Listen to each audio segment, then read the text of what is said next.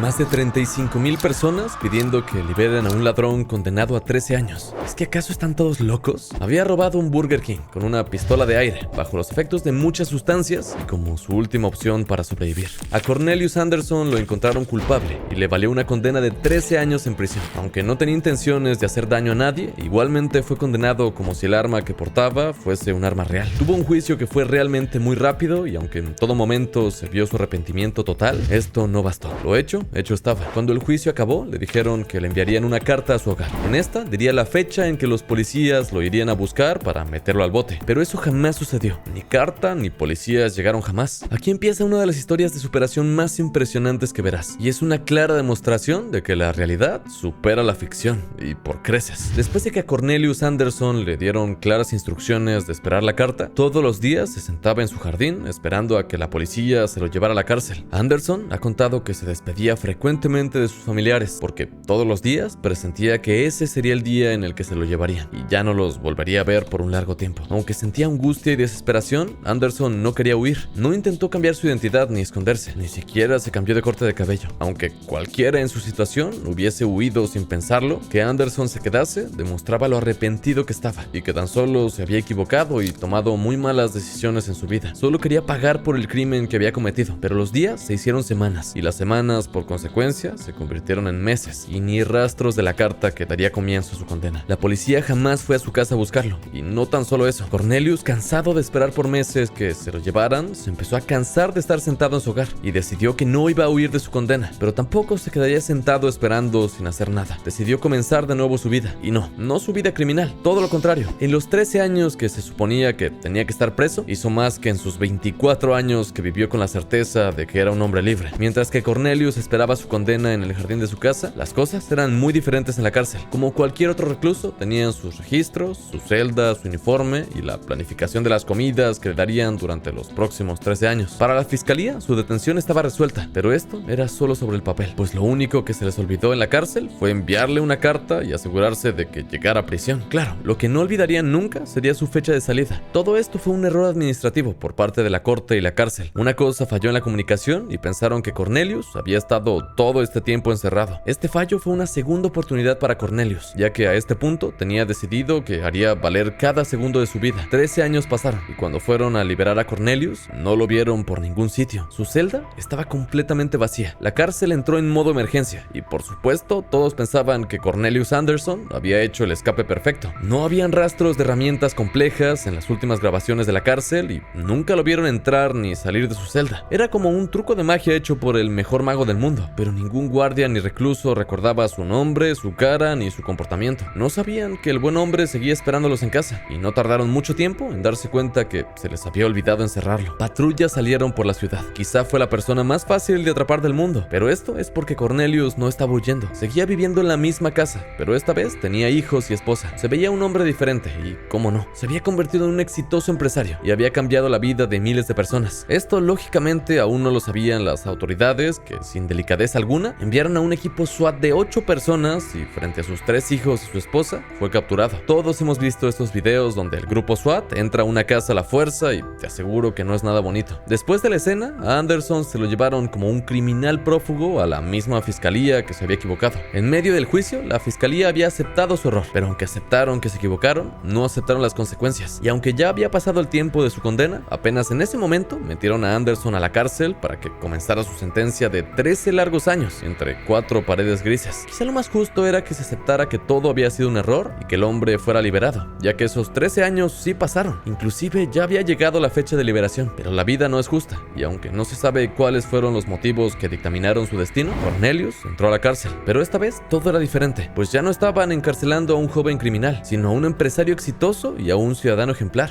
ya que cuando dejó de esperar en el patio de su casa, comenzó a sacarle el máximo partido a cada día de su vida, tal y como él mismo se lo había prometido. Empezó a estudiar comercio y logró sacar una carrera con la que pudo abrir 3 empresas. Dio trabajo a muchas personas, ayudando a más de 1000 familias. Se casó 2 veces y aunque la primera vez su matrimonio falló, logró conquistar a su segunda esposa y la que considera el amor de su vida, siendo totalmente sincero con su situación, el delito que había cometido y la mala vida que tenía antes. Al ver lo buen hombre que era Cornelius, ella no podía creer que eso fuese cierto y cayó profundamente enamorada de lo emprendedor y responsable que era. Con ella logró formar una familia, tener 3 hijos y darle a todos una muy buena vida. Lo más increíble es que todo lo que hizo Anderson lo hizo legalmente. Sus 3 empresas estaban registradas a su nombre y se presentó a renovar su licencia de conducir en varias ocasiones. También pagaba sus impuestos, multas y un largo etcétera de trámites de gobierno sin que nadie le dijera nada. Su historia se volvió muy conocida. Los titulares lo llamaban el hombre que olvidaron encerrar y decían, pasó 13 años preso, pero fuera de la cárcel. Ya con 6 meses de juicio y con Cornelius Anderson viviendo la pesadilla que lo atormentaba de vez en cuando en sus sueños, su familia decidió abrir un change.org, página que, como su nombre lo indica, busca cambios uniendo a muchas personas en el mundo firmando por una causa. No solo eran sus familiares y amigos cercanos los que firmaron, más de 35,000 personas estaban pidiendo la liberación de un hombre. Argumentaban que fue incompetencia de la corte y la cárcel, y que aunque no fue encarcelado en todo este tiempo, Cornelius se volvió un ciudadano ejemplar,